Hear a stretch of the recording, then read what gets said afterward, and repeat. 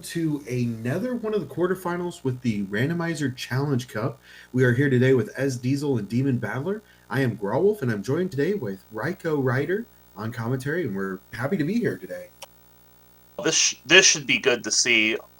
Although out of all the matches in quarterfinals, this might be the most David and Goliath matchup. Demon Battler is the number 11 seed after quite a win in quarterfinals against Sharky. That's number 7 seed Demon Battler against number 2 seed SDiezal. This should be quite the matchup, and right away we have Tower. A bit of an interesting start for sure. One of 3 levels does have to be on the left-hand side of the screen for the World 5 start. You either need a fortress, which will of course build a bridge, a tower, or a pipe, so you can get out of that first section. So a little interesting that we have a tower to start. It's very unusual to even see the tower in Randomizer at all, and this could wind up being quite the World 5 map at that. Absolutely. There's only a few spaces that aren't covered, but depending on how many pipes are on the top. So there's not going to be any pipes on the top, or one, I suppose. There's going to be one pipe on the top. There's a fortress here, which means there's at least another fortress up top. And of course, we'll have to wait to see what that looks like. But this could be a very difficult World 5 setup, depending on how the top looks. Oh, absolutely. And for these runners, SDiezal is probably just going to play his game and rely on his... Oh man, that's... This 3 forts? Yeah, we have a World 5 3 fort to start. He sees the the blue fortress at the top. I think he's trying to go after that first. So you know what would make this real fun? If that fort... You know that fort that's on the left side? Yeah. It is possible on this map for that fort to open the door on the sky. That would be something else. I'm sure the runners would not be very happy, but that would be something else. And if that's the case, I'm pretty sure both of these runners will wind up full clearing. Yeah, there's a very good chance that this could get very scary. SDiezal now in 7F1 still needs to find the P-switch here and get the Tanuki suit. But you're absolutely right. If one of the fortresses at the bottom is required, that means if they don't break the bridge, or make the bridge, I should say, they're going to have to go through the tower level again. And that could make both of our runners wind up feeling very, very behind. Absolutely. It's one of those things you just can't avoid. But anytime you leave a world at like 6, 7, 8 minutes, you're really hurting and thinking they must have got through a quicker way. Especially in a set like this, if a runner has a hammer, it's a possibility that it could break a lock. We don't know yet. It's been randomized. But if it does break a lock, then you're just running through your head of, I missed a hammer somewhere, I missed a cloud, I missed something that would have got me through this really terrible world a lot quicker. Not the case, though. Also, if you're wondering why SDiezal's game audio is sounding a little bit different, he's actually using a custom sound font. Those of you who have played a couple of noteworthy Super Mario Bros. 3 ROM hacks, such as Mario Adventure, might recognize it. Interestingly enough, SDiezal taking a very early exit on 7-8. He will go ahead and use a cloud. Great call. And a great call on Demon Battler's side as well. He did the exact same play, just a little bit faster there. But both guys now in the World 3 airship. I think the difference was that Demon didn't actually check what the level was, and SDiezal did. So these two are neck and neck coming out of the first world. And if Demon keeps making decisions like this to just be aggressive with items, he'll be able to just outsmart SDiezal. That's one thing that you have to understand when there's a very clear skill deficit in terms of execution, is if you're not going to beat your opponent on execution, you might take some pathing that's a little bit riskier Because if you're taking the best path, or the in theory most efficient path the entire time, you're going to find yourself in catch-up the entire way. So if there's a skill gap between you and your opponent, you need to take a risk to be able to win. I definitely agree with that. We have Macobra52 in chat talking about Demon Battler needing to be safe on that fight with Roy. The slideshow shows that he got through real easily, but where I was going with that is Macobra is no stranger to that as well. I remember in an interview that he had after a match, a finals a couple years ago with Mitch Flower Power, he said, I just had to make the guess that I didn't think he would. And, when you know that there's a little bit of a deficit there, or even a perceived one, you're absolutely right. You have to play in a way that maybe may not make a lot of sense, but that divergence could win in your favor. And if you take the path less traveled, and hopefully the fortune will favor the bold, you might just come out with something pretty remarkable. Like that hammer? Yeah, that would check one of the boxes of being extremely helpful. That's not going to help in this world, but it will help out later on. Yes, definitely a good possibility when we still have 2, 3, and 6 to play.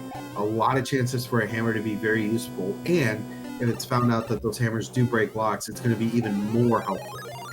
Only one fortress in this World 7, but there is a bridge that needs to be built at the very end, so it's just going to be a hunt for that southern continent where we will find the only fortress.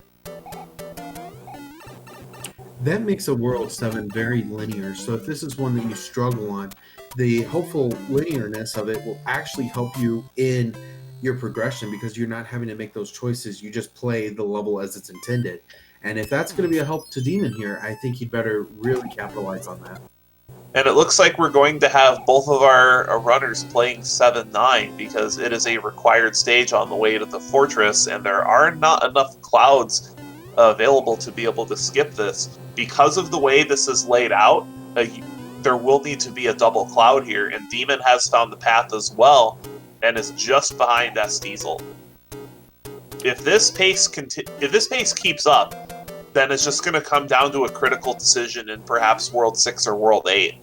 And those are the kinds of races that we want to see. Absolutely. We were talking about this match right beforehand, and we talked about SDiezal versus Demon Battler. Demon Battler coming a long way. SDiezal still the favorite because he's the veteran. I mean, he is such a great runner, and really is showing his skills so far in this run. He was able to edge out a leadership there. But you're absolutely right. If one of the items ends up in one runner's favor, that could be the difference. If it's, anything, even if it's clips at the very end with Bowser's Castle, that can make up a lot of difference between the two runners, and that alone could be the deciding factor. Oh, absolutely. Absolutely. There's such a... What it's going to be is it'll be just execution versus routing. That's what this is going to be. I've been very impressed with how much Demon Battler has improved routing over the course of this tournament, and hopefully for him, it will be enough to overcome the execution deficit. Because SDiezal is one of those runners where runs with no intentional deaths are almost expected. Absolutely. He's one of those guys we talk about that's like, hey, how are you in the Challenge Cup? He's one of the really great runners of the community. And you're absolutely right. You have got to be smart. You have got to play very dangerously, even to the point of almost uncomfort, because you have got to get into a rhythm that's just going to match SDiezal. If it's a really long race, he's going to look forward to that because, yeah, that's a lot more levels. That means more chances for you to mess up, less chances for him to have to worry because he's got all those peace feat strats. But if it's a little bit of a more jet seed, or even one where you're getting through levels first time every time, even if you find 7F2, 7-5, some of those, you've still got a chance. So, I mean, the only thing that I can worry about for Demon right now is just win a game. Just win a game and worry about the next one when it comes. Oh, absolutely. Getting a win on the board at all, especially the first win, is such a huge confidence booster. Absolutely. If you play any kind of a strategy game ever, anywhere, Pokemon, Yu-Gi-Oh, any card game, any game at all where you're competing with somebody, that first win is relieving. It's a huge sigh of relief because you now are sitting in the driver's seat. You can make some goofy calls or even just sit back and play a little bit safer because you've got that one. And if those calls pay off, boom, you've won 2-0. That's it. You're in the set. If not, you regroup, you try again for game 3 and figure out what worked the first time. And Demon knows that very well because one thing that both of us do play outside of the randomizer is we play several of the aforementioned card games. And both of us used to be involved in the competitive scenes for our respective games, so we full well know that gamesmanship can well be a factor. Absolutely. I mean, 100% agree on that. You know, and that's the thing that we're going to have to be looking for. You know, Demon Battler can't think about 3 games. He shouldn't. He definitely shouldn't. He needs to think about 1. And that's where he is at right now. And that's finishing off a Ludwig von Koopa, grabbing the 1. And now he's just about 45 seconds behind. But that's only 45 seconds. There's a lot of game to play still. Oh, no, he's not far behind at all.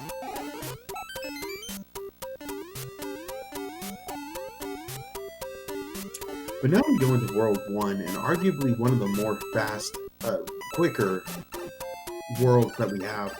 Typically, even if the route's the absolute worst, you're still playing a lot less levels than you would in some of the other worlds. So a bit of a quicker world. I'm curious if he's able to make up any time here. And even with 2 forts, this world is going to be pretty short. Interestingly enough, between the PowerPoint slides, we do have Demon Battler picking the other level that SDiezal. Oh, SDiezal taking a dry bones hug will need to start this stage over. And those are the kinds of mistakes that Demon needs to capitalize on. Absolutely. We can't see it now. Looks like Demon Battler is going for that back image, though. I like this. I love this play. This is the kind of thing that you need to do to be able to get an advantage over SDiezal, because SDiezal will not go for this item. No, you're absolutely right, especially because he won't even play this level. We haven't had a chance to see what it is yet, but if that was a hammer, if that was a hammer suit, if that was a cloud, that is a huge item that he's going to really need to punish SDiezal for not having played that level.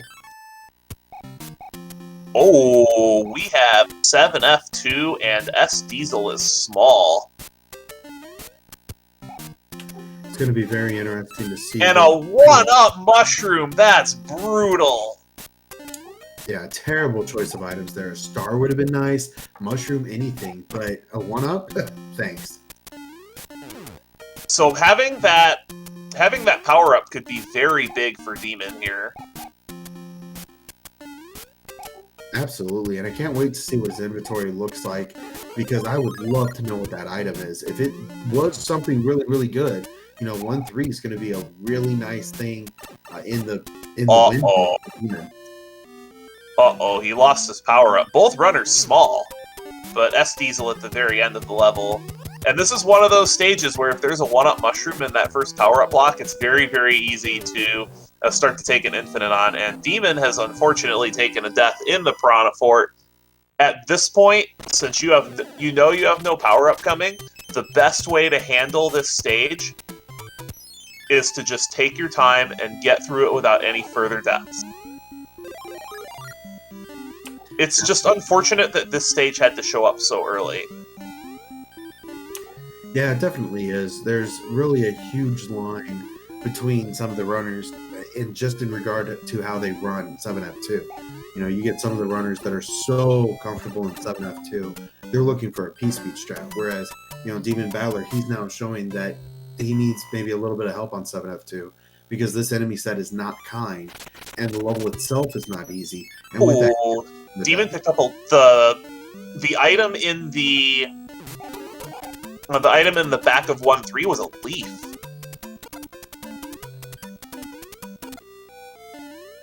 So that helps out tremendously. I find a leaf to help out tremendously, just giving that extra time to react, hover under thwomps to try to bait them out, and even just using your tail on piranha plants helps out a ton. Absolutely, especially in the place where the 2 pipes come together and there's 2 piranhas that go back and forth. if one's just out of sync, you can use that to your advantage. You can actually take one out and then just wait for the other one, and you're good to go. Oh, synchronized fire spitters, they're just the worst.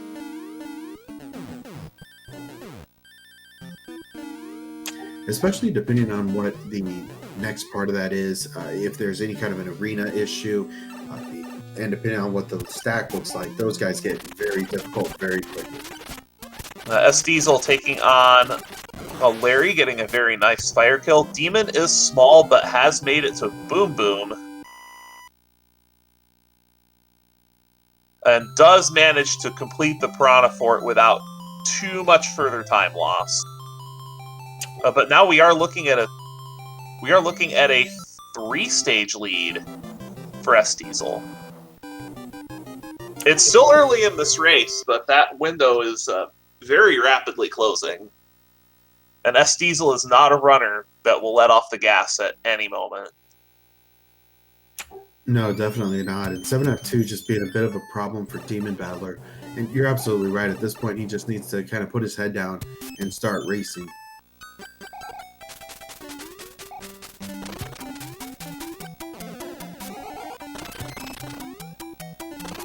Looks like a peeling on the side of SDiezal. That's always a helpful item for sure. I think we're going to see SDiezal aggressively use P-Wings on airships. I think that's a really good decision, and that really shows a lot of respect for your opponent, considering that you have to try to do whatever you possibly can. Oh my, 2 hammers and a cloud on the side of Demon Battler. If hammers break locks, that's going to come in big. It could, but SDiezal also has both of those hammers.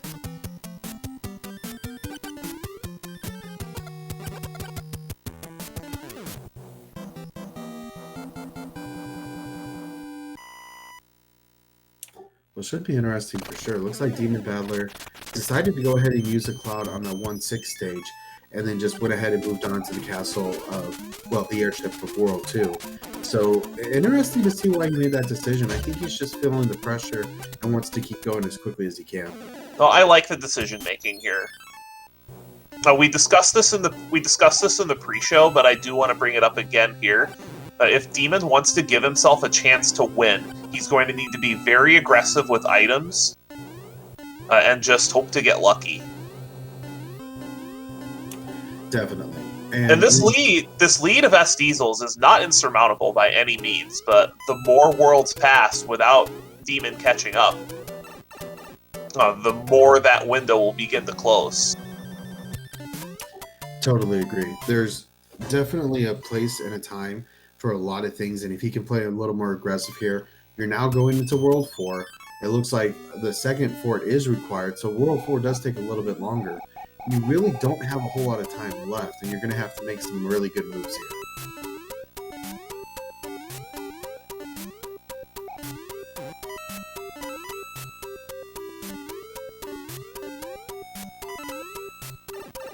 Taking full advantage of that tail. Yeah, that's always a really nice item to have, especially being bigger Mario in the water arena. You're not actually deterred by the water, so you can move around freely. So not a bad decision to have that, and then of course to use the tail to your advantage. Able to take out a couple of Boomerang Brothers really fast is always nice. No jump spam SDiezal, I'm disappointed. Yeah, I mean, there's only one thing to do in 6F1, and that's to just, like, mash the button. I don't know why you wouldn't. Well, if you're fully powered up, you can take 2 hits to run across the spikes, and that does save a bit of time. Definitely. Yeah, absolutely. And every little bit of help here is definitely appreciated, as, the runners that have to grip onto all the seconds they can.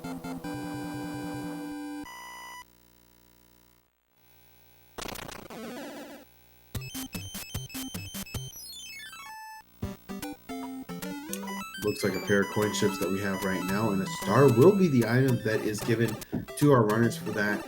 A few more levels separates Demon Battler from SDiezal. Looks like about a Hammer Brother and a couple of levels here between them. And SDiezal, of course, is going to be moving on to his fight with Iggy. So we've seen 5, 7, 1, and 4 so far. We've still got 2, 3, and 6 before, of course, World 8 comes up, and we still don't know if the hammers will break the locks. Hammers are very relevant in all of those worlds.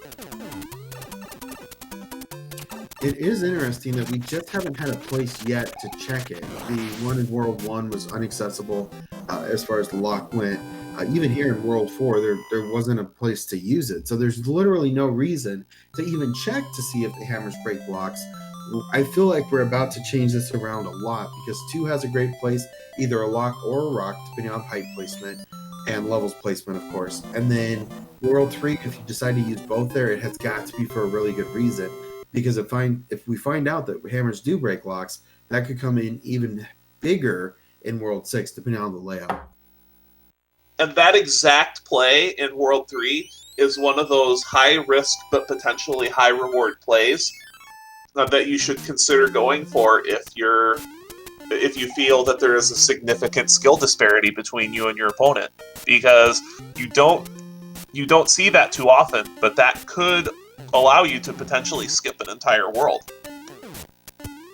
So this really shows the difference between, I think, some of the newer runners and the veteran skilled players. We've got SDiezal with 3 clouds and 2 hammers on the left side, and decided to go ahead and play through 8-1 just because he could. It is a nasty death. Yes, I agree with this play on SDiezal's side, is to skip that level. Absolutely. Narrowly avoids getting gulped, too. Is Demon going to make me happy? He is.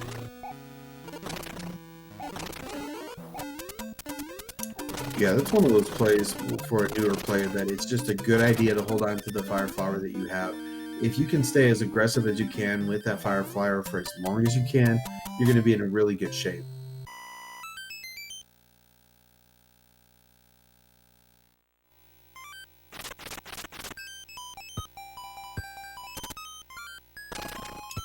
Okay, interesting decision from the side of SDiezal.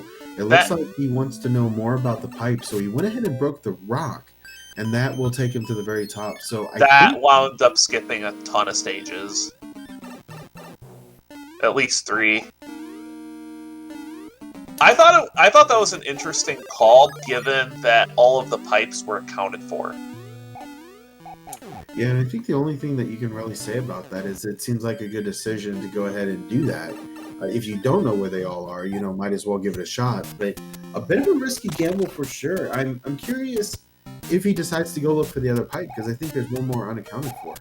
Come to think of it, no, there are only 4 pipes, and we had seen them all. Come to think of it, though, I think... Oh, no, it wasn't. No, it wasn't quite. It wasn't quite. There were 2 vanilla pipe locations on that world map, but they were not connected to each other.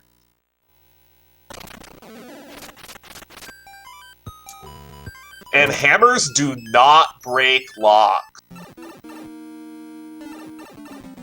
That is very interesting for sure. Okay, so no, we actually do have a possible 4th pipe that I don't think we've seen yet.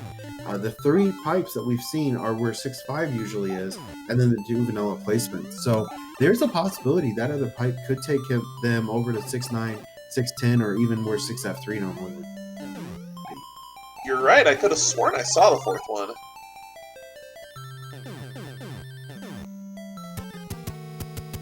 Yeah, the knowledge of hammers not breaking locks is a very valuable piece of information, one that we certainly would need to know on both sides of these runners for sure, because that is a huge gap. If you have the hammers and you're going into World 3 with 2 hammers, there's a really good opportunity to go ahead and use that in World 3 so that you're not wasting it, but also so that you are getting the most value out of it for sure. Demon going for the P-Wing to make it through 8-1, great choice. Absolutely. There's enough places in this level that you're open to fly if you have one. So having the PU speed, if you run across the top of the blue section... Oh! You're right. Did you see that pipe?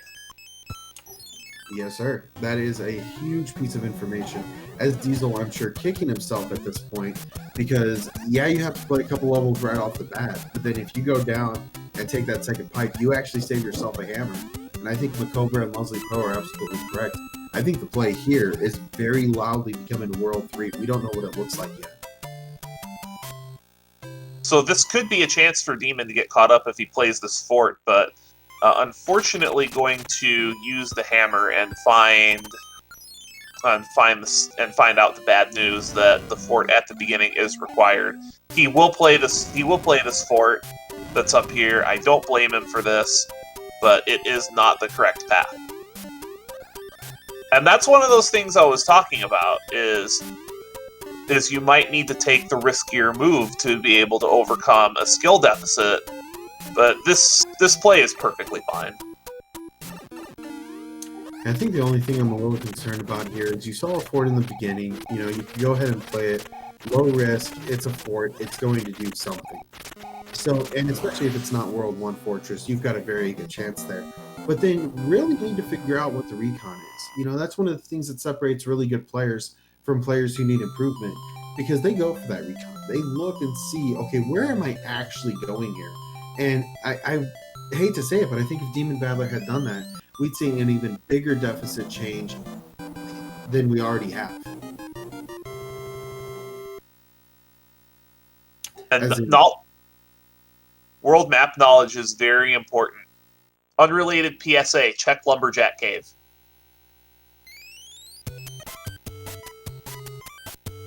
Back to Mario 3, though. Looks like we do have some fire nippers that SDiezal is going to have to deal with towards the beginning of this world, and we are rapidly running out of real estate as well. Indeed, and we've only got World 2 left, another not terrible level to try to, or world to get through. SDiezal, I don't know if the World 3 double hammer play is there. I guess we won't find out. But I could see that there was 2 levels on the left, and then it seemed like, 3 levels on the left. I don't know. I mean, if you break the 2, then you're able to skip 3 levels. Then you have a fortress and a pipe. Are those 3 worth it? I don't think so. I mean, we've got 2, 3 so far. We just had... Skip my word. 3? What kind of 2-3 did you roll? Scary one? So many fire nippers.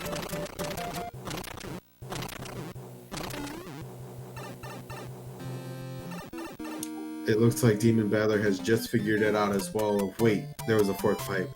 But he went ahead and used the cloud. Now he's on the airship as well. SDiezal with few level leads still, but Demon Battler's running out of time. He's really got to find some catch up fast. I do like this aggressive use of items. I think once he sees World 3, if he has... Does he have 1 hammer left or 2? Because if he has 2 hammers left, I think you almost have to take that play. If there's a pipe over there. No, the second pipe that he had, was used to open up the pipes in World 6. He took the same path that SDiezal did. So no, nothing was gained there, but he does only have the 1 hammer now. It looks like without that, the World 3 is going to be a little bit on the lengthy side. But we have found most of the pipes. And then SDiezal forgetting that hammers don't break locks. We'll need to play a fortress, quite possibly both fortresses. So Demon Battler just used the cloud to get to the airship. He actually failed out of the airship and is having to go back and now play through the 5-3 beta that he had skipped initially. So a bit of a disappointing play, I think, on the side of Demon Battler. He's trying so hard, and yet some of the things are just coming up short. And just to even be tilted because of the pipes is huge. No, I don't think Demon Battler's tilted. I think he's playing well. I think he's playing well, just SDiezal's execution has been on point. Yeah, SDiezal has been on fire. There's just not been... Oh my goodness. This 6-5, though.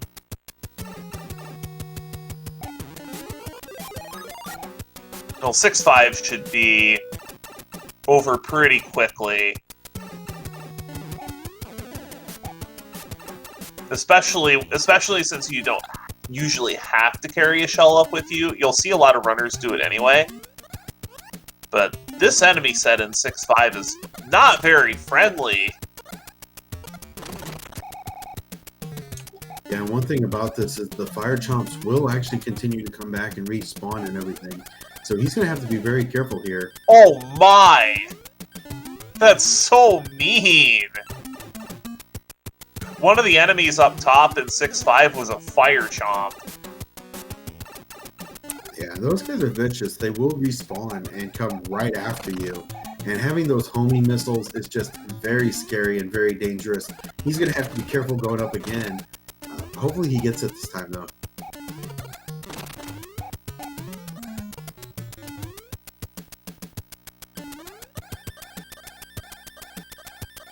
So I still don't believe that there was a play here for the double hammers. If this was one of the levels that you could have skipped, maybe. I mean, that took a long time for him to get to, or to get through, I should say. But thankfully he finally does, and he's going to be moving on here very quickly. Meanwhile, SDiezal finishing up a very difficult 6-5. Very well done. And now 2-1 with Fire Nippers because, hey, you can never have enough. Excuse you! Oh, please. You're just excited you're on this side of the desk instead of the other side. No kidding! I wouldn't want to play this. This is horrible. And a walking Patooey takes out SDiezal with a flying homing beacon. And unfortunately for SDiezal, this is a required level. If you do cloud it, you have to cloud it twice. Looks like he's not ready to do that quite yet. Says, hey, let me have a Fire Flower. I'll try this. I like the Fire Flower here. Great call to just get all these enemies out of here. Absolutely. He won't be able to do the P-Speed strats, but he will stay safe with this strat. So a very good decision on his part to go ahead and use it and now get himself through here, hopefully quickly.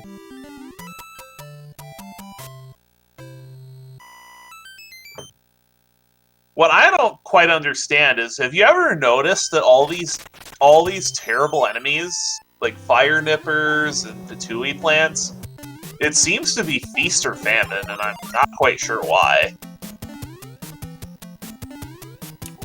I think it really just depends on who's rolling the seed. It seems like we both have the same luck, and this one's, really living up to its potential. 32 minutes from SDiezal, and he's still in World 6. That's incredible. It tends to be this way when you don't have hammer locks. With hammer locks, you'll tend to see completion times from SDiezal in the mid to high 30s. But with no hammer locks, you'll see times push into the 40s easily.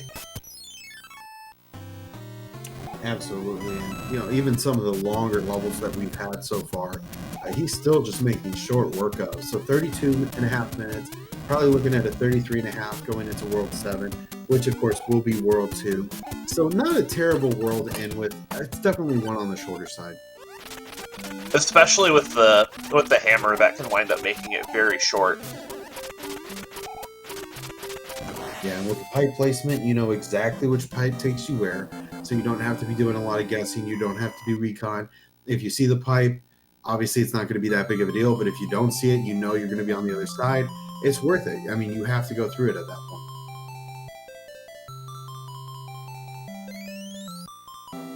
point. Just World 2 left. Demon clawing through World 6.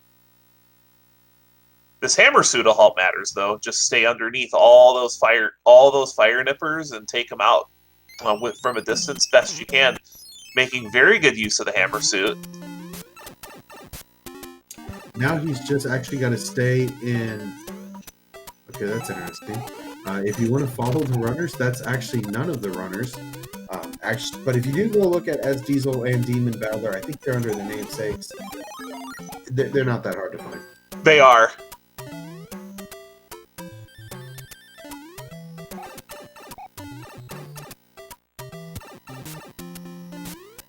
Now, SDiezal, a little small after the 5F2 run, but no big deal. Boom Boom is 3, it's not randomized or anything like that, so really not that terrible.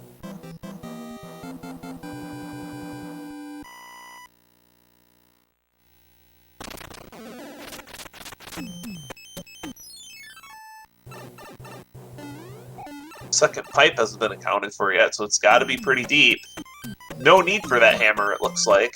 And SDiezal making very wise use of a Cloud and the last P-Wing to be able to potentially do a P-Wing clip at the end of this airship. And then we will be on the way to World 8. The Sub-40 Dream's still alive. Gonna need a quick World 8, but it is out there still. A Demon picking up a Tanuki suit. That's a great safety item. Absolutely, and he likes it so much he's still wearing one, or he might have just equipped that, I'm not sure. But interesting for sure on both sides, and Demon Battler, you know, we like the way that he's using his items. SDiezal is just so flawless at this point. Then Demon getting the bad news as well about the hammers. Not going to help you get through that. We've already got a couple of guesses in the chat, but we like to play a Bridge to Bowser minigame where we guess how many bridges it is going to take for our runners to get over to Bowser. It could be anywhere from 0 to 4 or -1, of course, if there's a bridge that shows up to the left of where Mario is and therefore isn't required. So get your guesses into chat. I'm going to have to go with 3. We saw one last night on Pearly 007 and Human Mustard. So I kind of like to see that again. I think it'd be interesting to have a longer World 8. I'll go with 1.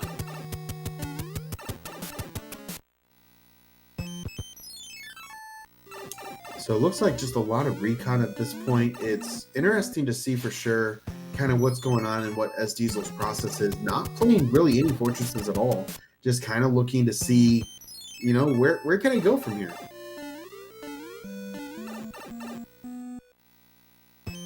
And that shows you SDiezal's current... might show you some insight into SDiezal's current competence level. That's no good for him. I'm sure he was trying to just take a death, but this is a long fall. This is the part of 5-2 that you never really see. Yeah, absolutely. They had a points tournament not long ago, and this level was actually featured that if you took the Fall of Shame, then you got a time for it, you actually got points back on it, which I think is very interesting because that's a part of speedruns we just don't see. Oh no, there is no category that you will see that section in, and there's quite a bit of improv with it as well, just because it's never practiced. Absolutely, and you know, some of the things on Randomizer are also like that as well, because some of these sets you just don't see. You know, we've had a 2-1 with Fire Nippers, we've had Piranha, like Fire Chomps on 6-5, so some of those things get really, really scary. Plus, we've turned off the auto-scrollers. You can't speedrun this.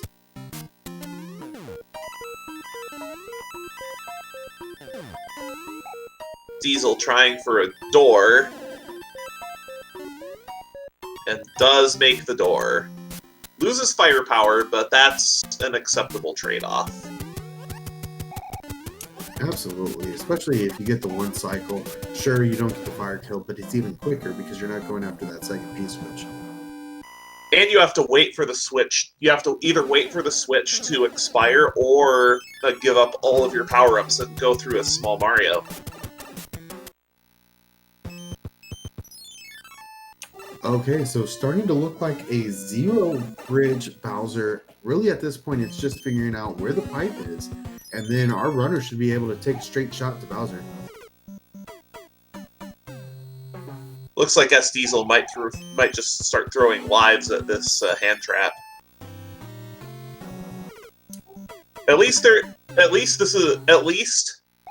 And I find it hard to believe that I'm saying this, but there is a very convenient boss bass at the start of that stage. One of the few situations in SMB3R where a gulp is actually appreciated.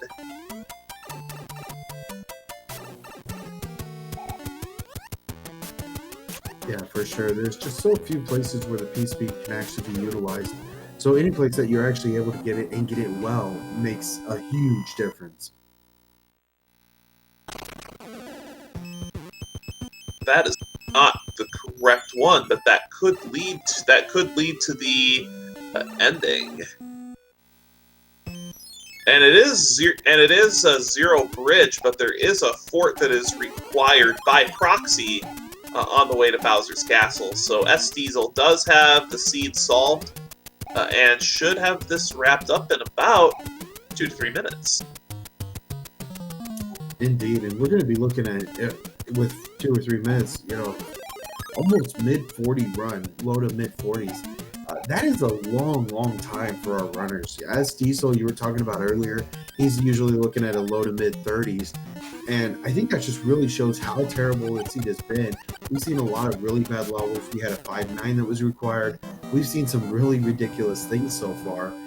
But our runners keep coming back, and I really like what I've seen out of both of them so far. A lot of deaths on both sides, too, to just hammer home how difficult this seed has been. Absolutely. I mean, we've seen a lot of items come out on both sides. We've seen a lot of, you know, good things like hammers and clouds and so on and so forth. But it's just been a huge gruel match between two very gifted runners.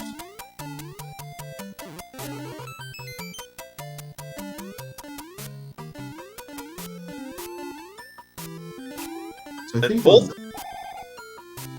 Yes, I'm very impressed with the gameplay from both of these runners. Oh, absolutely. I mean, it's just incredible to see such high talent, even on the Challenge Cup side. You know, sometimes people may try to brush that under the rug, like, oh, it's just Challenge Cup. No. These are really, really gifted, great runners as well. And a lot of times, the kind of guys that we're saying, wait, what kind of groups did they have to wind up in the Challenge Cup? And that's what happened with both of these runners, is they both had exceedingly difficult groups. But Demon had Mitch Flower Power in his group, I believe.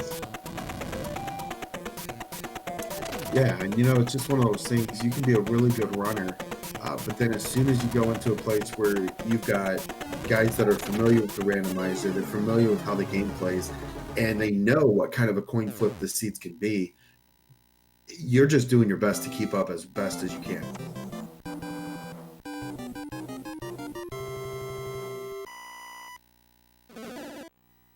And with that, SDiezal has turned a win in the series and has finished in first place with an official time of 42 minutes and 7 seconds. What a seed for sure. This is best of 3, so obviously we are going to be playing until either of the runners take 2 wins. That, of course, could be Demon Battler if he comes back in the next 2, and, of course, does a reverse sweep, or as soon as SDiezal wins 1 more, that will, of course, be our qualifying winner. We've got Demon Battler currently playing through the seed. I don't hate this decision. You know, go ahead and get a little bit more practice, get a little more comfortable, use this time to your advantage. The cards have already been played. You know what's on the table. You know that SDiezal already took the done. He's already finished this race. Use this time to your advantage. Get comfortable. Get ready for the next one.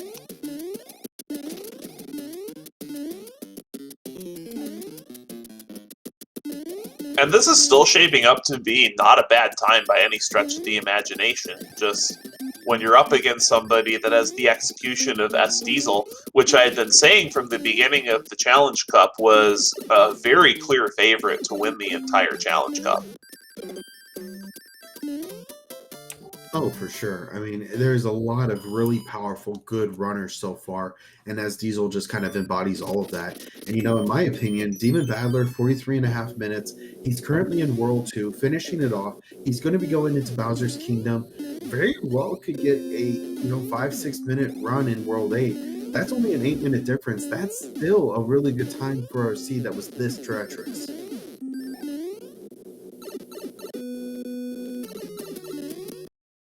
And he's made it through quite a bit to get here.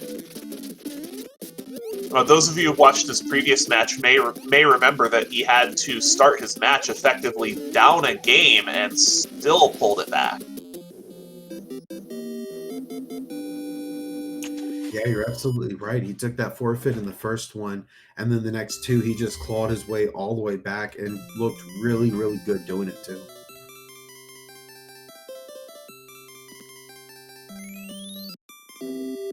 So we will see him make his way through World 8 as well.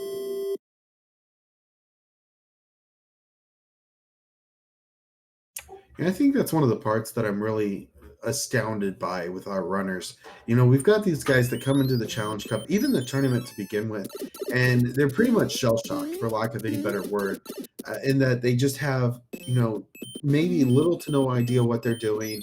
They're in the SMB3 randomizer world. They love the game as kids. Now they're trying to, you know, bring it back, maybe see what this has to offer. And just through the tournament, we see such a progression and such a huge change in their games, even to the point of we just love to see it. And these tournaments keep getting bigger and bigger every year, and we can't do it. We can't do it without the rest of you either.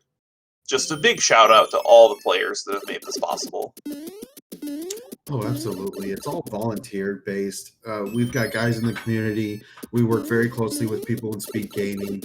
And by we, I mean the Royal We. Obviously, that's the tournament managers and stuff in the SMB3 community.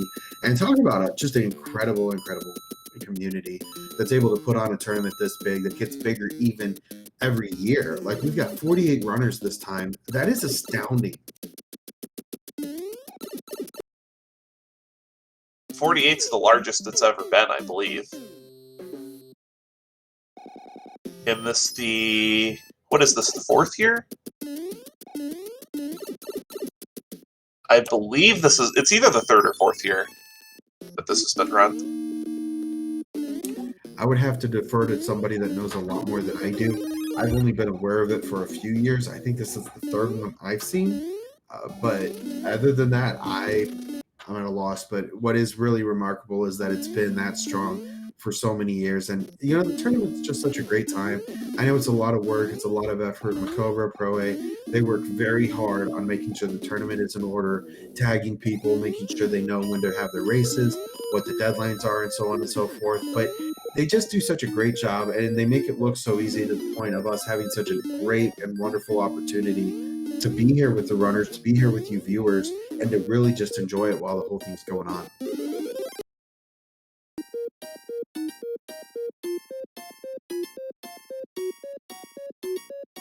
Thank you, Demon.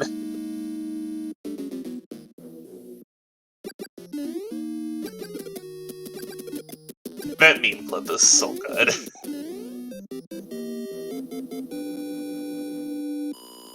So, Growlwolf, did you know that that clip is patched in the All-Stars version? I did not know that. It was patched by Nintendo removing the rightmost row of blocks from that room. Okay, I guess that makes sense. That is very interesting.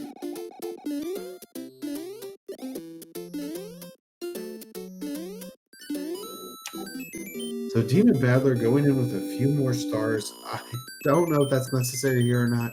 You know, it's just kind of one of those things that happen. So yeah, it takes up a little bit of time, but hey, you know, you're still looking for Bowser at this point. And interestingly enough, he did play that hand level where SDiezal actually avoided it as best he could. But we had to see this tank or this level for SDiezal. I believe he's only like 2 levels away now from Bowser. I think the reason why Demon played that level is because of inventory management. Because Demon's inventory, I believe, is quite empty right now. For sure. You know, we were talking about the item management and so on and so forth, but one of the things that does help that greatly is exiting with levels or exiting with power-ups the same as or better than when you went into it. And if you're constantly going down to Small Mario and using those items, that's all time, and that time has to come from somewhere. And up until that last set of stars that Demon picked up, I've been very impressed with his lives management as well. Lives management is something that's very important. For sure. I mean, game overs are one of the worst time losses in the game. It resets everything that you've done. it's just a really, really terrible place to be. And you know, to have 9 lives right before that fanfare is great. It means you're able to get those items or the lives that you need. You're able to get through the places that you need to be, and it works out really well altogether.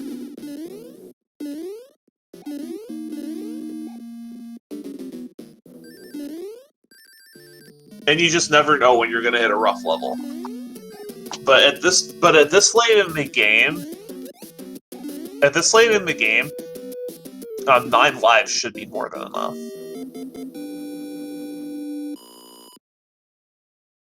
It could have also just been a simple accident. And we do have Demon headed to Bowser's Castle. Does not have much for items. Just gonna go in as Super Mario. Maybe save that P-Wing for... maybe save that P-Wing in case of death. I think he's saving the P-Wing so that he could fly off with Peach into the sunset at the end of this. Always never know when you're going to need a P-Wing in your inventory for whatever reason, but either way, it looks like he is trying to go through. Of course, won't be able to take that Everyman's clip because he is small Mario at this point. Case in point, might pop that P-Wing now. And he doesn't need that P-Wing for anything else. He's going to get 28 of them as soon as he beats the game. You're absolutely right.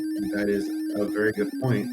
We used to like beating it as quickly as we could and then using those P-Wings everywhere, because, I mean, why not?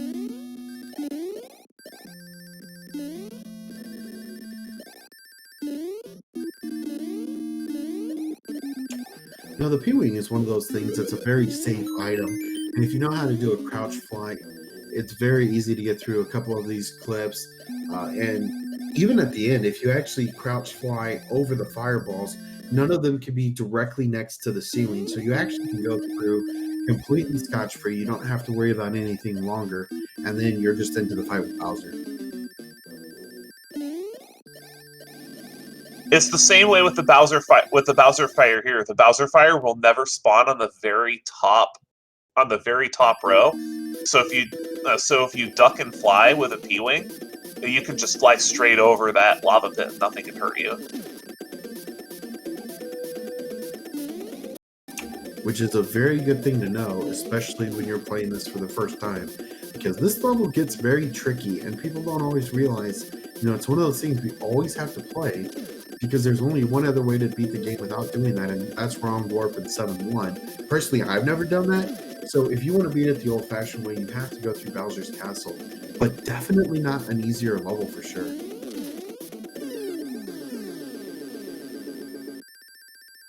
And we do have Demon Battler about to cross the finish line as well.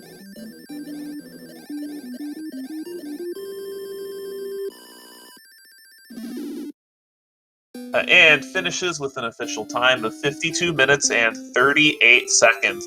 Not a bad showing at all, considering how difficult this seed was. Oh, absolutely. Only 10 minutes behind an incredibly gifted runner. You know, we know where those 10 minutes were. We know that there was some item management, things like that. But ultimately, you know, still a very good run on the side of Demon Battler. Get your GGs in chat for both of our racers. We're going to be gearing up for race 2 in just a moment.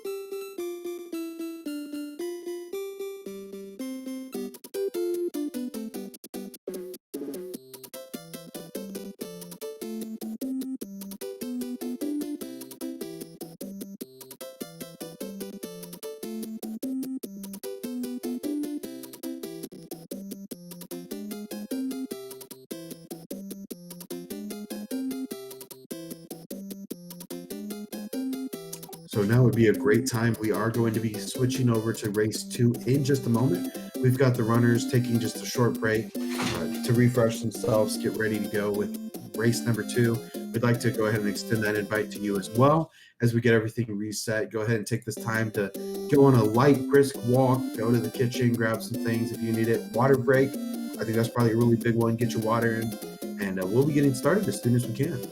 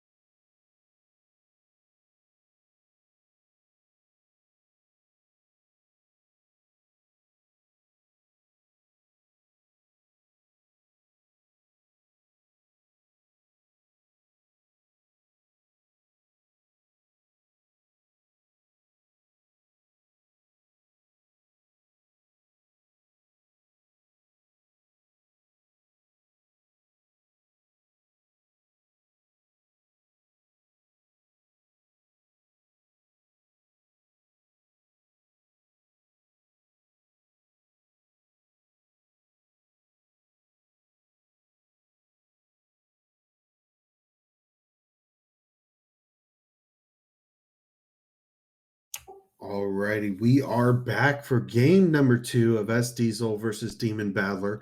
The runners have just started, so we'll get that caught up here in just one moment. In the meantime, let's go ahead and get some guesses into chat. Which world are we starting off with? I've got to go with World 3. We saw that late in the first seed. I think we're going to see it up front here quickly. I am Growlwolf. I am joined on commentary with Ryko Ryder, at least for the first bit. There is a inclement weather coming, so we'll have to monitor that on his side. But for now, we've got SDiezal taking on Demon Battler. World 4 starting, 7F1. What a world to start with. What a tournament, or a fortress to start with. This is going to be good.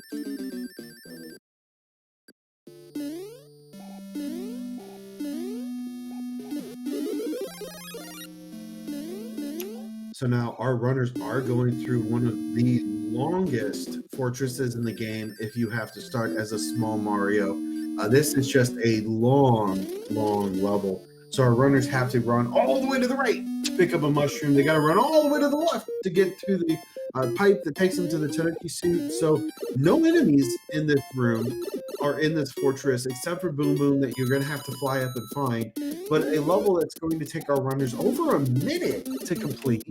These guys are both very good. They both jumped immediately into the first fortress they saw. It was right when they spawned. And 7F1 is just going to take a long time for our runners. But now SDiezal onto the fight with Boom Boom. Demon Battler hot on his heels as he is doing his absolute best to get caught up here. And he, of course, will be looking for his fight with Boom Boom starting in just one moment. Now, it is going to be interesting for sure to see if this is the correct fortress. It is, and we have 2 pipes at the beginning. The only way that that's not going to be helpful at the end there is if those pipes are connected. They are not. That's going to be a coin chip on the side of SDiezal. I'm sure we'll see something similar on the side of Demon Battler in just one moment. And with that, we will be going to the castle and getting into the fight with Iggy in a moment. Demon Battler actually using a scene transition to avoid having to play that coin chip altogether. However, that does mean he will miss a cloud, but with that added time, he's already made it through the airship, and he's going to be on to his fight with Iggy. This is anybody's game at this point.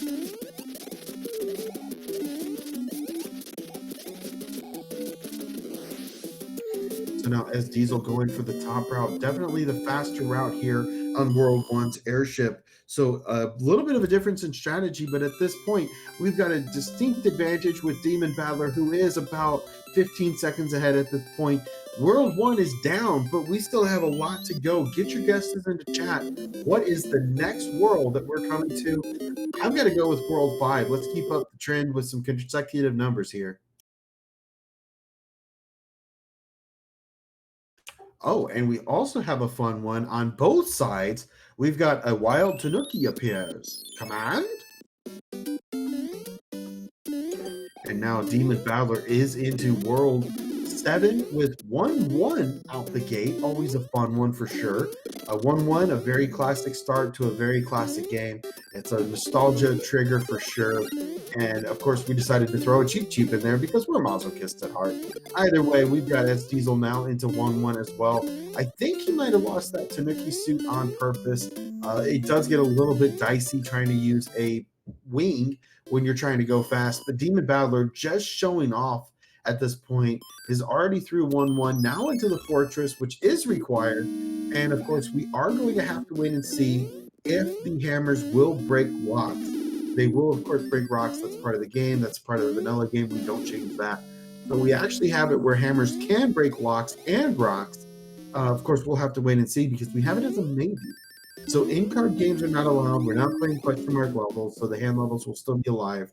But what's interesting about this is that we don't have an idea. We don't have any idea at all if the randomized setting has randomized whether or not hammers will break locks. So we're going to have to wait and see for sure on that, which is always an exciting time for sure. There is some strategy that will change based on whether you get hammers or not, depending on where the locks are. So we'll have to wait, of course, and see. Obviously, World 2, World 6 have some very good places where that could happen, and that hammer could be very, very valuable on the rocks. But more often than not, there's also a very good chance that the rocks or the locks themselves will be in even better positions. And of course, we'll have to wait on that and see. Both runners currently going through a bit of a pipe maze. Demon Battler not liking what he's seeing, so he decided to go back. We'll have to wait and see where he ends up going. Meanwhile, SDiezal now working through his pipes as well and just needs to figure out, hey, where's this final set of islands, which we just saw briefly. Demon Battler is now into World 7. SDiezal into the penthouse. Demon Battler is coming back. I love this so far. He's playing such a great game. He's figured out the pipe maze very quickly. He doesn't have a lot of time left in World 7. There's just nothing stopping him here. I believe the only fortress in World 7 was required at the very beginning to even progress because there was only one pipe. And at this point, Demon Battler is looking sharp. I love this level of play. I cannot wait to see this continue on for him. 3 levels, one of which is a Piranha, and this one is the 1.5 beta, is all that separates Demon Battler from Ludwig von Koopa's Castle. And I am excited. I am loving this level of play from Demon Battler. Meanwhile, SDiezal is so confused. He can't figure out where the 5th and the 6th islands are on the very right-hand side of the screen. He's still playing a pipe game. Meanwhile, Demon Battler is just sharpening his skills, is going through the 1.5 water or the 1.5 beta. Now he's through it. SDiezal 2 levels down, and he's going to have to make a lot of time back. A little bit of fanfare on the side of Demon Battler. Not a bad decision this early on. If you're at all scared that some of these levels coming up may be hard, it might be worth it, especially if you're going to do any kind of a intentional death. That's a really good place to have it.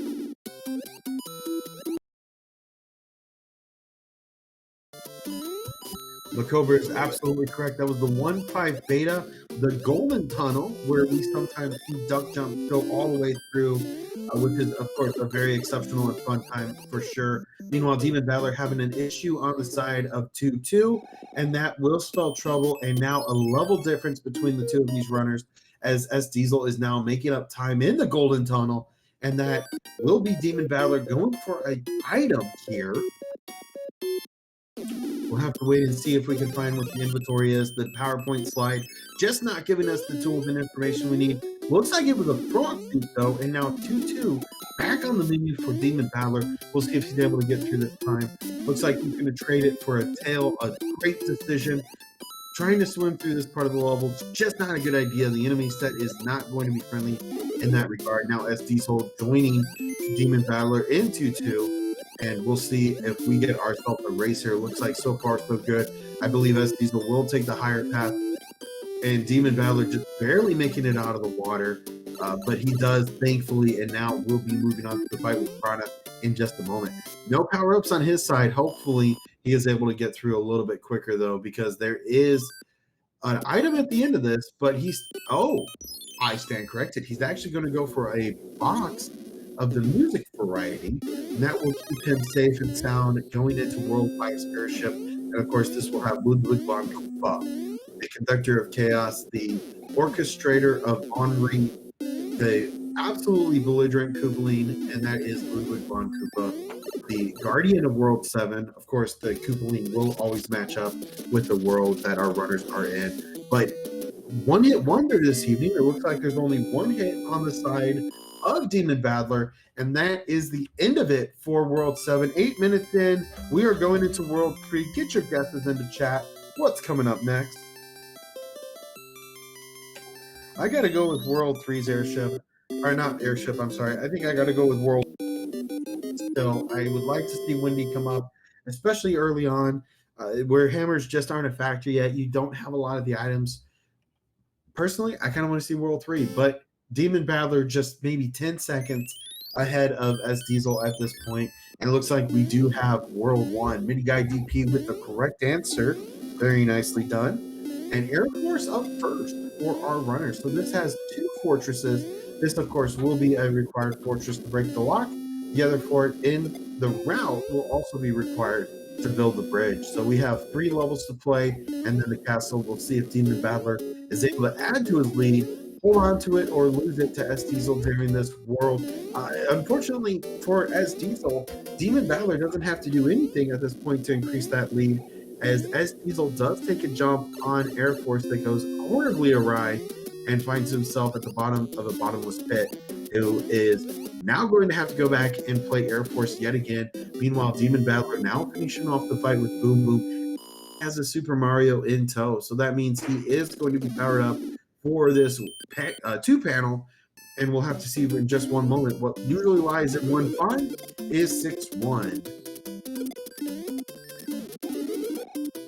A pretty scary and dangerous World 6 level 1, as there are fire chomps and fire tails, but it looks like the stars have come out for Demon Battler, as the Starmans are coming out in abundance, and he is able to get through 6-1 without any further difficulties. Using those stars to his advantage, it's really looking good for Demon Battler so far. Even though the stream is laggy, the running is not. And of course, as soon as I said running, my dog decided to take off across the house, so sorry about that.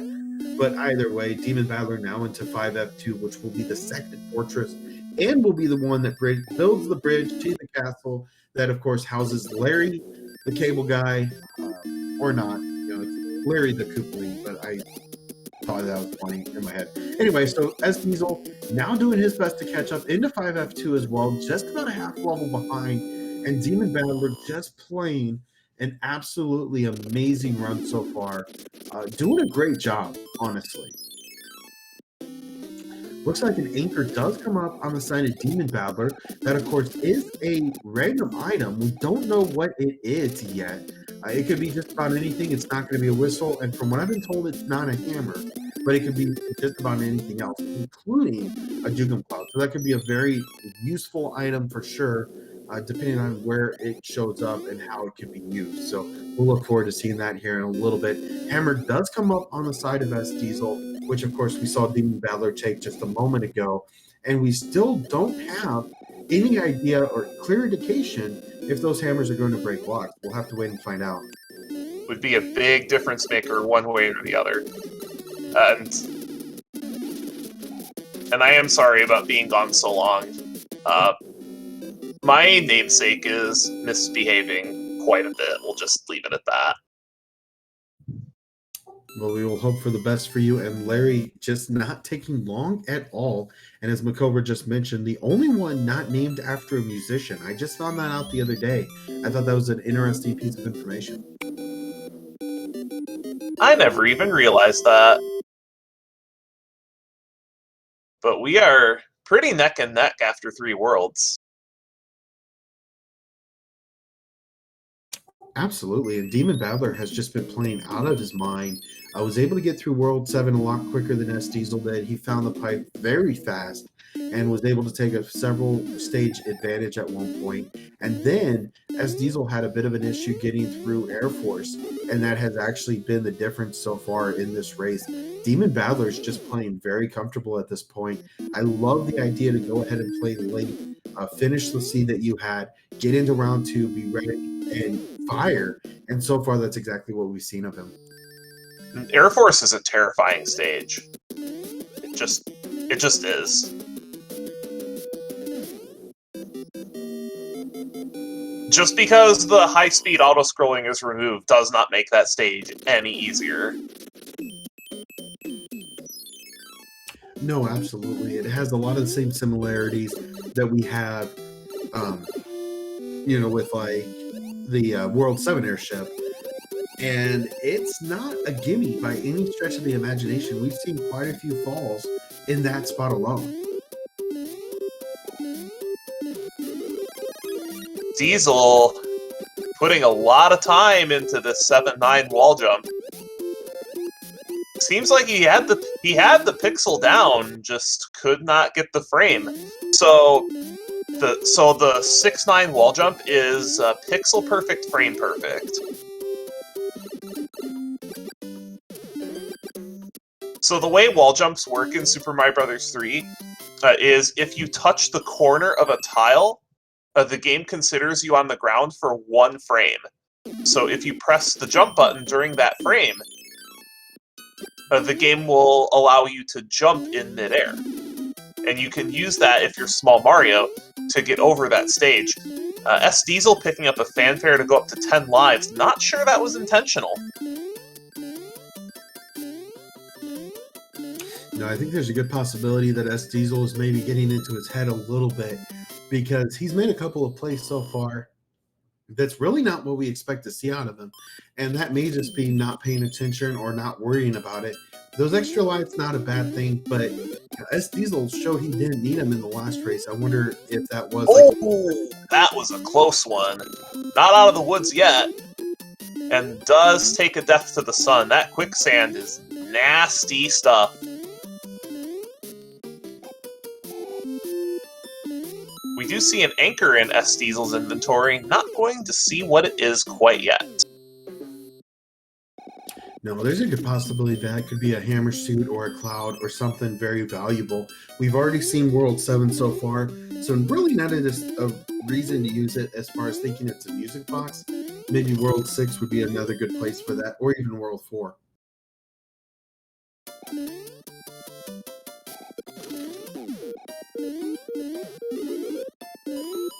And SDiezal has closed the gap to under a stage now. And with that death at the end of 3-6, SDiezal has taken the lead.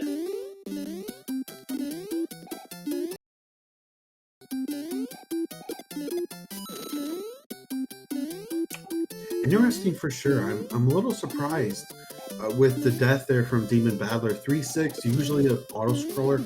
We turn that off. We don't like auto-scrollers. We think they're a waste of time. But he's just having a big issue with this so far.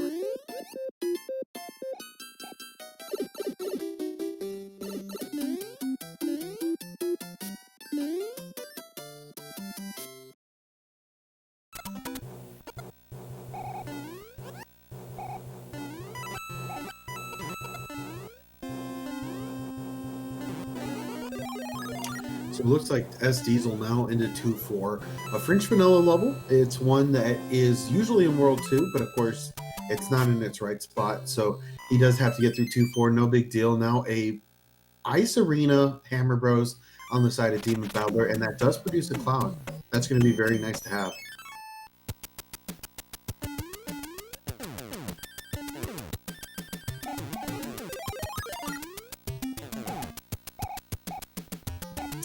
So now SDiezal finds himself in a Fred airship. We've got World 2's airship in World 2. That's always a nice one to see. And now the fight with Morton does commence. And looks like just a, I think, 2-hit kill, but he might have got the fire kill on that as well. So very nicely done on the side of the SDiezal. And now just about a level behind is Demon Battler. Of note, Demon Battler has just used his last cloud. That is interesting. I'd like to see what SDiezal has at this point because we don't know. We just saw him use his cloud in World 2 to kind of push himself a little bit further ahead, but interesting to see. And goodness me, there is now 3 hammers, I believe, on the side of both SDiezal and Demon Battler. And with the World 1 airship, I have a feeling SDiezal's going to want to go for the kill here if he thinks about it. This is one.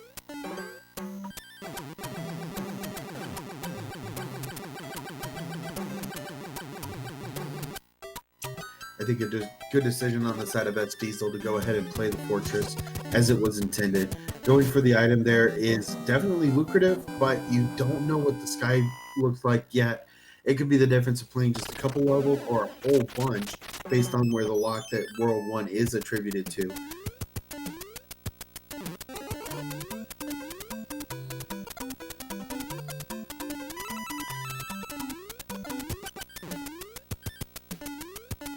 Demon doesn't think that. Looks like he's picking up an item. And it's just a frog suit. I'm not sure about this decision. Maybe he sees the lock on the left or the right and thought it was a better decision, and that actually was true. We just saw on SDiezal's side that the hammer is, or the lock is broken now. So that was not a necessary fortress. It's not going to have anything to do with the top. And SDiezal, with a slip and fall, will have to go back and start the doors over.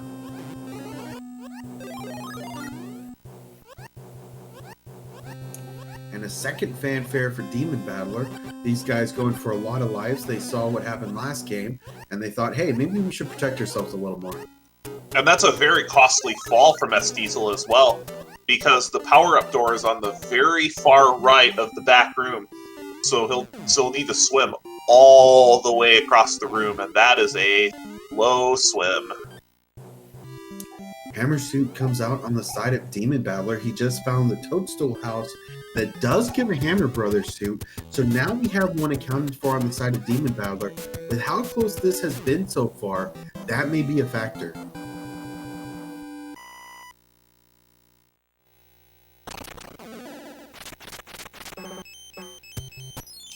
SDiezal now finishing off 3F1. Demon Battler just right behind him. Not a whole lot separating these two.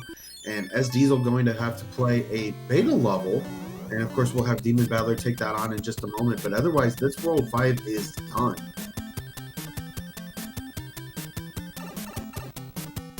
Pretty quick, all things considered. Oh, absolutely. We're already at World 5.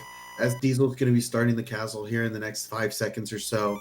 So we've got, less than 21 seconds, and they're now taking on the castles. This is actually starting to move a lot quicker than the last one did. Oh yes, this is phenomenal pace for this kind of a seed.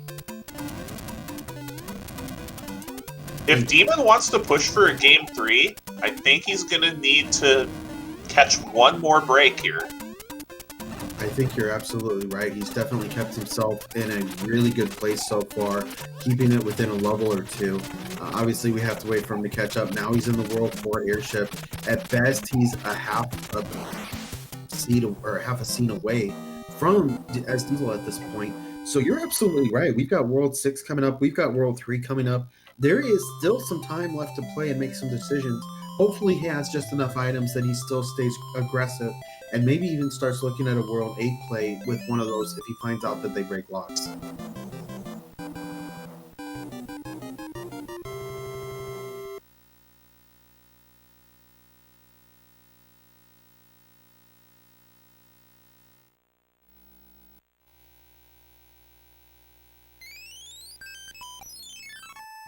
And game over should not be a factor in this race either. Both of our runners on double-digit lives.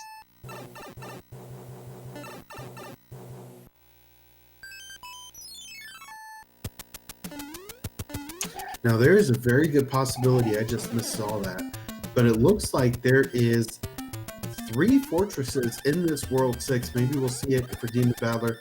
Looks like he's not even going to check the pipes yet. He saw a fortress. He's not making the same mistake as last time. He's playing this fortress, and now both of our runners in 6F2.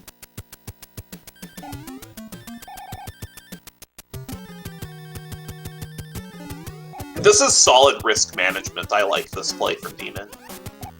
Oh, absolutely. He's making such a good call here. He's making such great effort and great strides in this run. He's in the same world. He's in the same level as SDiezal. He's behind by maybe half a stage so far. SDiezal with a fast gulp here. We'll see if he decides to come back and play it again or take the other route. Oh no, doesn't want anything to do with that level. And I don't blame him one bit.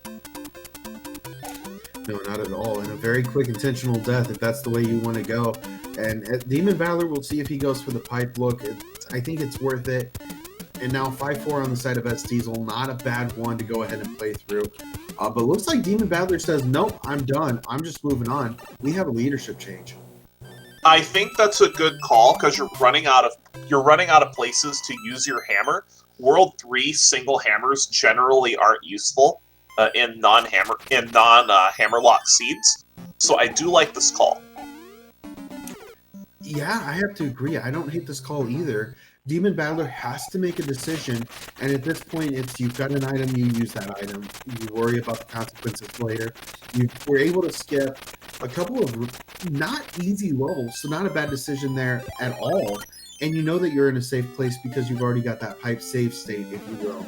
So you know that's all that you're going back to. It's a free shot for sure. And of note, that lengthy hammer dance on SDiezal's side, giving Demon Battler a little bit more cushion, now has a full stage lead. I think no matter what happens here in the rest of the run, this is one that Demon Battler needs to look at in the future and say that was a very good seed.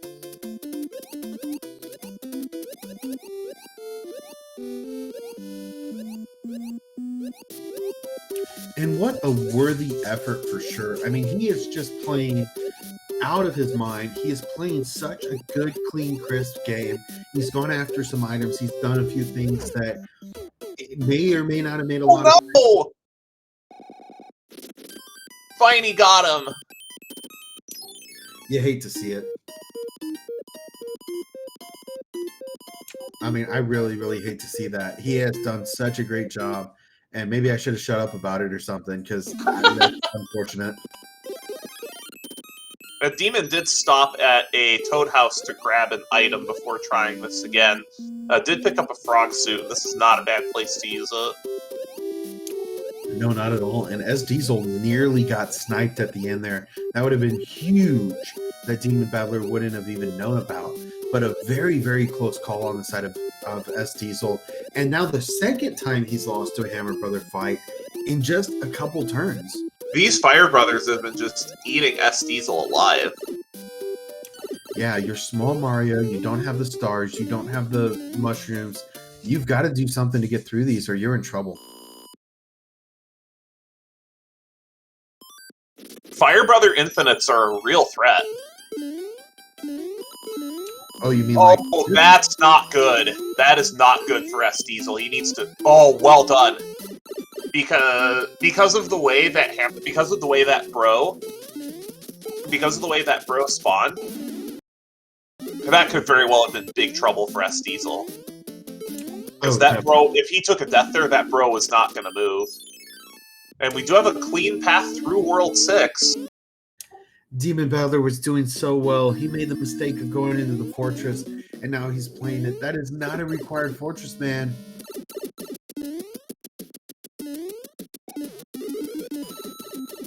I understand why he's doing it. None of the locks. I don't think he's seen very many of the locks. And when you don't have locks accounted for, playing forts definitely something to consider. Because you don't want to have to go through a network of pipes only to find that you need to build a bridge. Absolutely. So there's arguments both ways. So I don't fault Demon for this play at all. No, absolutely. I mean, we obviously know what happens, and that's the part that makes it hard for us, because we've seen Demon Battler run such a great race so far, and it's just disappointing because we know what the optimal route is, and that's not the one. So unfortunately, you know, it sucks. There's not anything we can do about it, but you just hope that Demon Battler comes back from it at some point.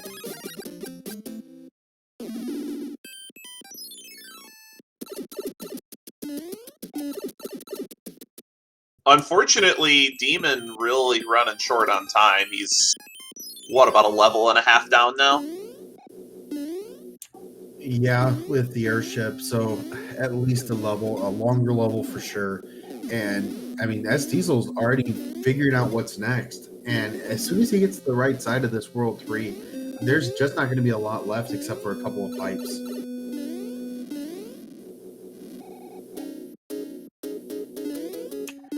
And actually, it looks like the double hammer play would not have been huge in regard to World 3's overworld, because with that first pipe there, the only thing that you would have done is gone from one pipe to the other and not had to use the transition. So not a big play there for the double hammer at all. Now we've got a fortress. It's going to be the super tanks. And this time is running out very quickly for World 3 and for Demon Battler. I'm very curious to see if Hammer is even going to come out to play here, or if SDiezal is going to go into World 8 with it.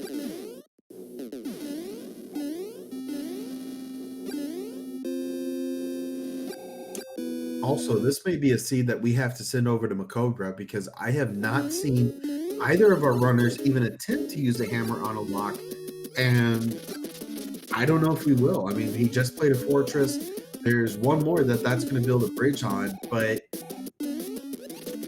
I don't know. We'll have to see. We'll see if it's useful in Bowser's Castle, I guess. Historically in this tournament, Demon has not been on the good side of a hammer lock luck. His last series went to 3 games, and none of those had hammers break locks. That's interesting. It seemed like we had 2 races last night where neither one had hammers breaking locks either.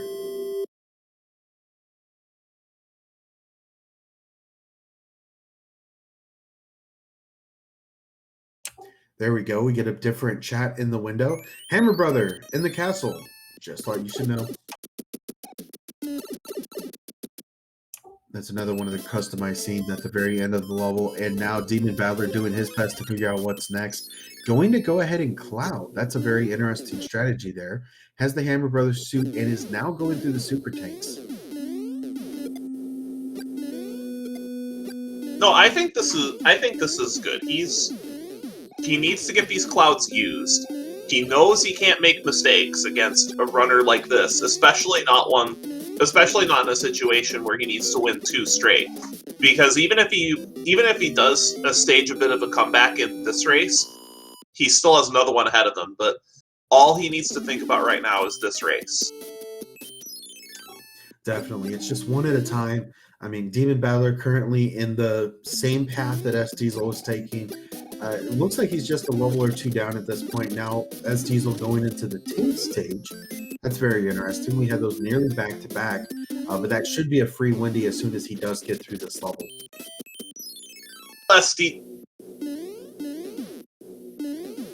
Well, that death isn't too big a deal. It will cut into his lead, though, and it could make this race come down to World 8 pathing. Is going to take the Cloud. Yeah, that's a really good decision there. It's a free, open, easy level to get through and to go ahead and use it. SDiezal, without that Hammer Brothers suit, has decided not to use an item here on the World 7 airship. I think that's a little interesting. It is. SDiezal is very low on items. He absolutely is. 3 music boxes. Those are going to be completely worthless. And now he's got, what, a hammer and a Pewee? That's it. And there are a lot of really tough levels that we haven't seen yet in this race. Absolutely. Anything so that could come into the decision making. Oh, for sure. I mean, anything that SDiezal has to play through now is going to be a small Mario, and if we have a difficult 7-5... Very nicely done. Yeah, very good job on the side of SDiezal. Wendy can be very punishing. Wendy in that arena is so scary. Yeah, so many edges and corners to bounce off of. That gets scary fast. And now SDiezal is our first runner into World 8 at just over the 32-minute mark. Both our seeds have been a little bit on the longer side so far. Absolutely, and we do have guesses coming into chat for the mini games of Bridges to Bowser. Go ahead and get your guesses in as to how many bridges you think it will take our runners to get to Bowser. I gotta go with 1 this time. I will say none. We already have 3 locks accounted for. This is looking like a very linear setup for our runners so far, as SDiezal now going to go ahead and equip one of the few power items he has, and he finds himself in 3F2, a perfect place for where a frog suit would have been.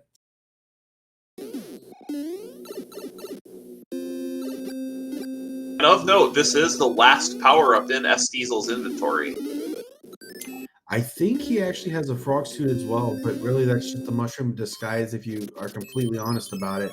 So not a whole lot left for SDiezal. He's going to have to be careful going into the fight with Bowser. And Demon Battler rather low on power-ups as well, down to just a P-Wing. Definitely a surplus of music boxes this time. I feel like the item management has been a little on the low side as far as any items at any given point. So our runner's going to have to be very mindful of that going into Bowser. I'm not sure the decision about using a hammer that early. If this race continues on like it has been, there's a good chance that it could come down to the wire, and that Hammer Brothers suit could be a big changer. Oh, it could. Oh, it could. This isn't over yet. If hammers do break locks and Demon can find a sequence break, then this could wind up being very big for him. Oh, for sure. I mean, any of these locks that we've seen played on SDiezal's side, if it's a 0 lock or a 0 bridge like you are guessing, that can be big. And if he goes there fast, he's going to be able to get into the fight with Bowser very quickly and could potentially come out with a win here. Oh, and SDiezal slipped! Highly unfortunate for him, for sure. World 8's one of those you just have to worry about a few things, and sometimes you're not always thinking about the small things, and those are the ones that can get you.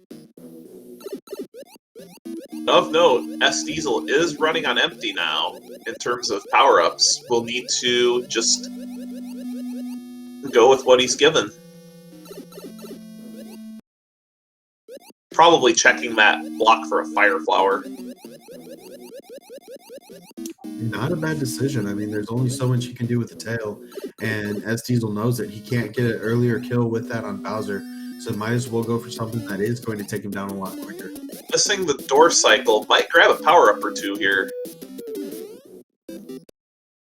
Just the one.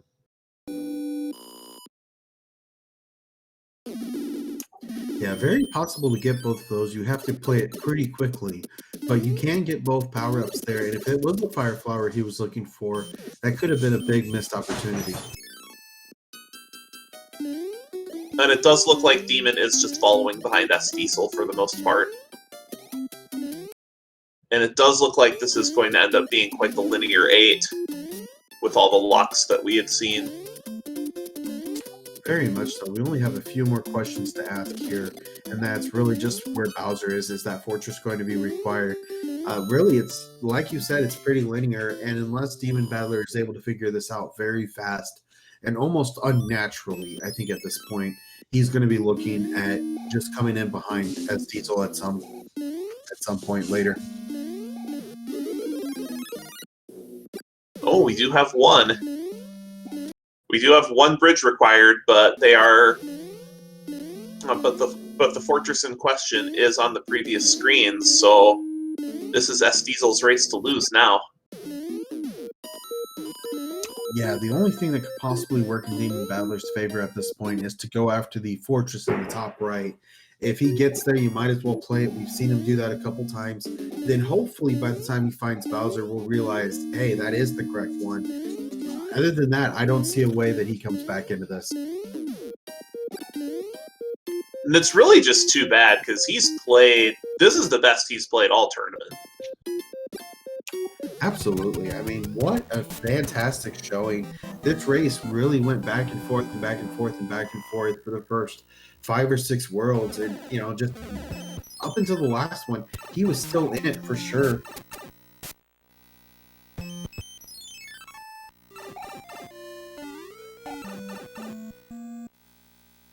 And that is the correct bridge, so SDiezal will be going into Bowser's Castle. And that was a very good guess on his side. Fortunately, he hasn't seen anything that makes him think that he's out of this at this point. He hasn't seen the done yet. Maybe that's why we saw a little bit more of an aggressive strategy there. Must be feeling like it's getting close at this point. And now he's in with a fire suit. Not really a whole lot better you can get here. Oh, nice clip. Beautiful mac and cheese on the side of SDiezal. That's going to be 35 fireballs. And then, of course, we'll take down Bowser. Demon Battler just not far behind.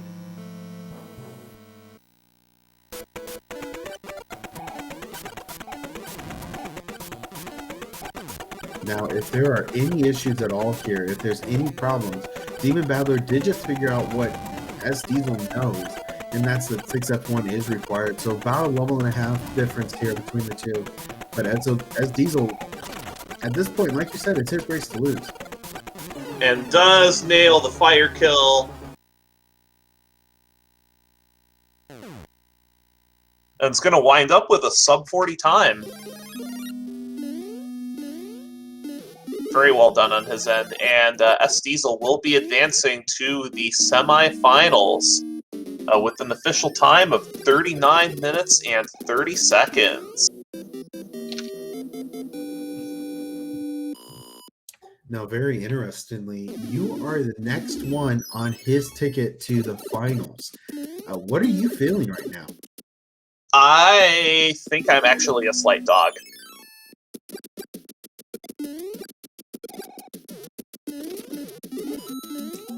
Well, I think, believe it or not, I think I'm actually... It's close, though. But I think I would guess that if I had to put a number on it, I think I'm about a 4-3 dog. All right, very interesting. A very close odds. I think that's a very valuable and a very accurate placement of that, because you guys are both just firing really, really well right now. And I think if we see the same level of play out of both of you that we've been seeing, it's going to be an exciting matchup, that's for sure. I think it's going to be the most exciting match of the whole Challenge Cup. Because we've gone back for a long time, and we faced each other in the first tournament. We've done other races together. It's pretty close to even, but I think SDiezal has a slight execution advantage. Well, I will certainly look forward to seeing that one, and I have been a part of a lot of your runs so far in the Challenge Cup, and personally, I'd like to continue that. You have been extremely exciting to watch. I expect nothing less from someone who puts Raikou in their title, because he's one of my favorites for sure, one of the best legendaries ever, in my opinion, and so freaking strong. And you've just really, even showed that in your runs of being fiery, very electric, and really making a lot of waves. I can't wait to see what you have left in the tank. He does go fast. You're absolutely right on that. And just a few minutes later, our Demon Battler is finishing off Bowser. I mean, how much closer can you get? How incredible is this run out of Demon Battler? I hope he doesn't get dissuaded at all. I'd like to see him back. This might be the best time of the tournament for him. I'd have to check the records, but I think this might be his fastest time in the tournament.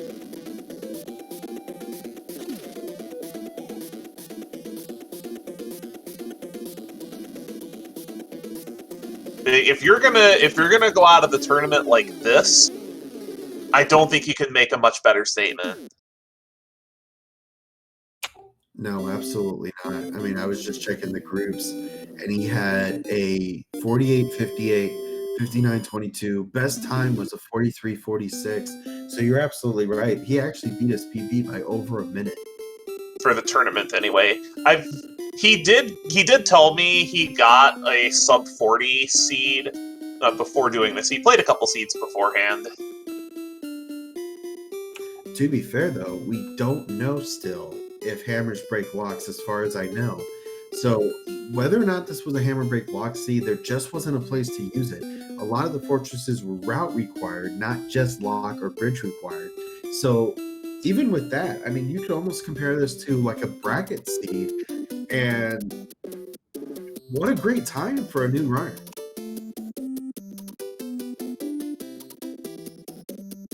There were not very many mistakes. Just SDiezal had just better execution. Absolutely. And Demon Battler with an incredible run, honestly. I mean, 3 minutes behind SDiezal. There was just a few things that could have been maybe played a little bit differently, but shoot, like what an incredible run. And Makover just confirmed for us, they did not break locks in the seed. So, wow. So that's what, 5 races in a row for Demon that no hammer locks? That's something else. That is some really unfortunate luck, but fortunately for him, I think, is that's going to prepare him very well for the brackets when he does reach it next year. Because I have no doubt that SDiezal is going to be in the brackets next year. And speaking of SDiezal, we are joined by him and Demon Battler, both of our runners. Congratulations on a well-fought race, and Demon, congratulations on going out with a tournament PB. That was your fastest time. That was your fastest time of the tournament. That's hey, GG. The fastest time I've completed a seed. Period. Actually. Oh Very wow! nice. I thought you had a sub 40. Oh. Good stuff. Also, though. I can't actually. I'm gonna have to. I think I might just have to forfeit it because I'm trying to hit done on the thing. There we go. Yeah, I tried to hit done and it wouldn't do it. Apparently, I disconnected at some point and reconnecting wouldn't let me finish it. But oh well. Well, we have the video. Okay. So first off, real quick, how badly did I lose on the second one? Because I can't actually see Diesel's time on this. Diesel finished with a time of 39:30, so it was a close race. It was actually back and forth most of the way. I want to say you two traded the lead probably half a dozen times or more. Yeah, that seed felt like it could have went either way. The second one, man, it was so close. It felt. That's the best I've ever seen you play. That makes me feel better. That makes me feel a lot better now. That makes me feel a lot better on going out this way, because the first seed, honestly, the lag kind of caught up with me, and it messed me up on the World 7 airship, and then I kind of started getting tilted there. But after that, I was like, you know what? Who knows? Maybe I still had a lead, because I actually was mentioning that to Diesel in the race chat. The first race, I think I double clouded in the first world. Basically, I figured I need to try to set up an early lead, and I'm better off setting up an early lead and trying to hold it than staying behind and try to catch up. I share that mentality. And honestly, with how almost linear most of those worlds were in that first race, I kind of figured I actually have a good chance. Oh no, Yeah. SDiezal was on fire that first race. Yeah, the first one, it was. That one was. It was a little weird because, hammers weren't breaking locks and bridges were required in damn near every world. So I was like, all right, let's just knock out every fort I see and then just go forward. But yeah, I definitely felt I played better in the first seed. Second one, I made some silly mistakes. death-wise. First one, it was just a couple routing errors I made. Like World 3, I think I could have skipped a stage due to pipes, and I did an extra stage. I think there's a slight routing error, and maybe even in 6, but for the most part, yeah, it was not too bad. And of note, Curiosity, how fast? Oh, go ahead. Of note, all of Demon's races in the bracket had no hammer locks. All 5 of them. I think I've That's some had. luck. I think I'm 4-0 as well with no hammers breaking locks. I believe. I'll have to check because my first round, my opponent wasn't able to do, so they forfeited. So I didn't play around until second round. And I believe even in that round, I think both of those were no hammer breaking lock. Well, one of us is going to have to change our streak for the next semifinal match, SDiezal. Yeah. I would like a seed with some hammer breaking locks, please. I've had all hammer locks. Oh, there we go. There we go. So one of our streaks is going to have to break in this next match. But the way you play, if you play like this in the semifinals, there's nothing I can do. There's absolutely nothing I can do if you play like that. The gameplay you exhibited, you keep that up. There's nothing I can do to stop you. There's nothing Leslie can do to stop you. There's nothing Antlers can do to stop you. Yeah, I gotta stay consistent. That's my big fall is usually just staying consistent. But yeah, thank you. I appreciate that. It was a really good race. Been having fun with Challenge Cup so far. So yeah, it's been pretty good. Oh, I'm just glad to see some runners that may have just gotten put in death groups have the opportunity to shine because I saw the groups for both of you. Both of you had just horrible groups. I don't know about Demon Battler. Yeah, I got. I'm like 2 years in a row of just getting just horrendous luck with my groups. Just non-stop like ballers. Just every... Demon's group, I'm pretty sure, was worse than yours, SDiezal. 3 words: Mitch, Flower, Power. Oh Jesus! Power. Yeah, that's right. I had two newcomers in the group also, Night Shifter and True Hyper Mario, and I'll say this: THM really kicked it up right off the bat. Yeah. Yeah. But overall, just stellar play from both of you. So SDiezal, you will be moving on to the semifinals, and we need to schedule. Yes. Yeah. We will definitely do that. And Demon, this is unfortunately where your road ends, but you play like you did tonight. Oh well. If you play like you did tonight, you're gonna make it far in next year's tournament. Yeah, just have to make sure I actually keep it up and keep going with it, because I hope I didn't break something there. Oh well. Honestly, I was surprised I made it past Sharky, so I'm okay with where I'm at. I mean, not to make it to this point. If you make it to this point right now, like, you are something to deal with. So yeah, this is not easy to make it into third rounds of challenge. Not at all. So with that, I'm just disappointed that. I'm sorry. So with that, do either of you two have any final words about either of the 2 races? For me, nope, that'll do it. Demon Battle, thank you so much for the great race. I've had 2 weeks in a row of just fantastic. These are some of the best races I've done in years. These have just been really, really fun to do. So yeah, GG. This was a good. Even though I lost 2-0, this was a very good match, and even with my lag issues, I was able to play really well. I deeply apologize for my stream probably being really bad off, because the thing is, I'm actually house sitting for my grandmother for a while, and it did not occur to me that her internet might not be as conducive to streaming as my home internet is. That's always the Achilles heel there. Grandma's internet, no! All right. Well, with that, I have nothing else to say about this one. Growlwolf, take it away. Well, thank you so much to everybody that was a part of this one. SDiezal and Demon Battler, thank you so much for a very exciting run.